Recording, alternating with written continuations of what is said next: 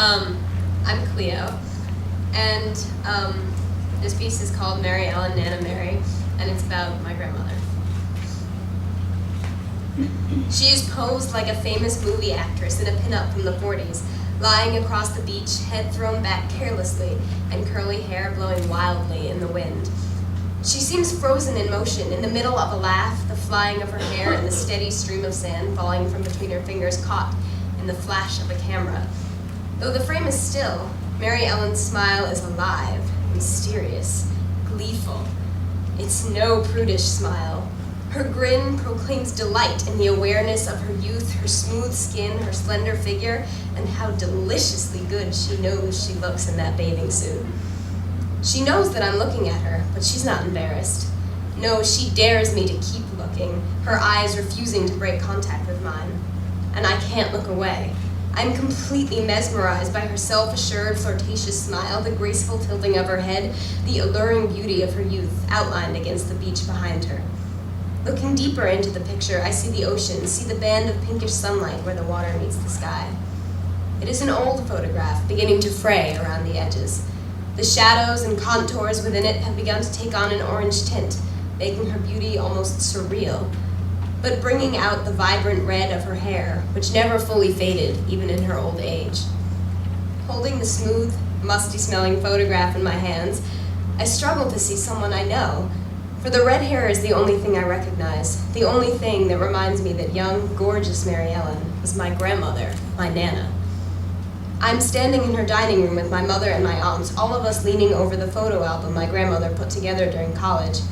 Holding her photograph between us, we hid from our present and her past. We were unable to accept the vacancy in her house, the strangeness of being there without her. Her family filled the rooms, yet the house was not full without her.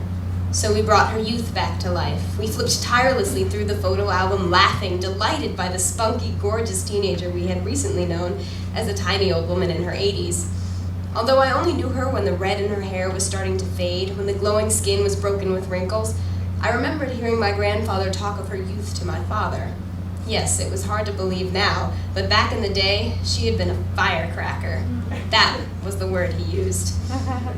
So, I suppose I had always known this image of her on the beach. I had just been waiting for it to become real before my eyes. It had been coming closer and closer to visual reality while I envisioned the brightening beauty. And now it was here. This girl had become the grandmother I had lost. The small, energetic old woman, always eager for a hug. I had to give her 20 each time I visited. That was when I was little, perhaps before my grandfather died.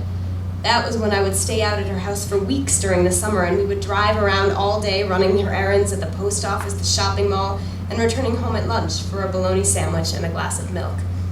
We were a duo back then in those weeks, always together, always crazy about each other.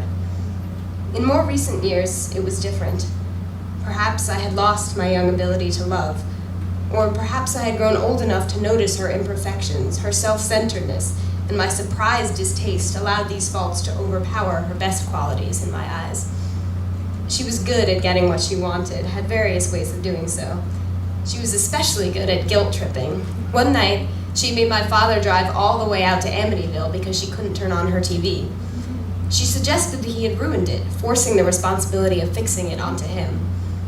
We made up for the frustration she caused us by laughing at her in our own circles, mostly to maintain our own sanities. And I suppose that was how we all treated her in the last years, with a loving, condescending indulgence. I know my indulging her oddities sometimes bordered on contempt. Perhaps it is natural for teenagers to feel contempt for their elders, but it revolted me when I recognized it. I was standing in her kitchen with her arms around me, but instead of pressing myself into her, I held her awkwardly, waiting for her to release me. But she was as much a person, as much a woman as I was, and deserved my appreciation. My unjustified aloofness gave way to a hollow pressure inside my chest, and I held her tighter, but she let go of me before I could really return her hug. Realizing after she died that I would never be able to make up for my adolescent contempt, to give her the respect that should have gone with my love, brought my first tears of mourning. Then I remembered how good she could be when she wasn't manipulating her family or worrying needlessly. People at her funeral told me, "Your grandmother was an angel." And in a way, they were right. She was one of those people known by almost everyone in her neighborhood because she always waved hello, started conversations with strangers. There was no design to this. She was simply friendly. She saw the good in other people, or even just the person, and greeted it. It was this grandmother I had lost in her final years, blinded by my annoyance at her ever-increasing anxiety. It was this grandmother I mourned, for in the absence of her grating faults, I remembered who else she was, and remembered my early years with her. My recognition of this truth gave my past love back to me. I missed her. At the funeral, I stood next to my mother, waiting for the coffin to be carried past. The pallbearers lifted Nana out of the hearse, and the unbearable mourning song of the bagpipes began. The music surrounded my head, separated me from the air around me, isolating me in a crush of agony. I was sobbing so hard that I barely knew what it was for.